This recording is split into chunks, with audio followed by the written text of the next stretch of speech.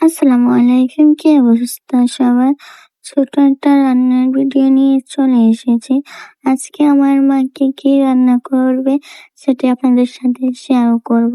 প্রথমে মাছ ভাজি করে নিতেছে, মাছের তো ভেজা ভাজি করবে, তো মাছ ভাজি করা শেষ। তারপর মাংস রান্না করবে। মাটির চুলায় রান্না খুবই মজা হয়।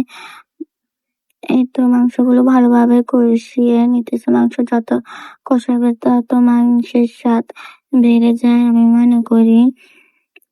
মাংস ভালোভাবে কষিয়ে তার মধ্যে জল দিয়ে দিবে।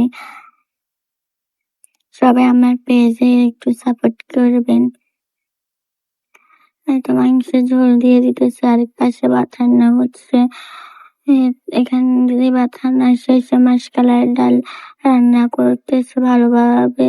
মাসকলাইয়ের ডাল কষিয়ে তারপরে ঝোল দিয়ে দিতেছে। সব রান্না শেষ করে এই তো ঘরে নিয়ে চলে আসছে। খুবই সুন্দর।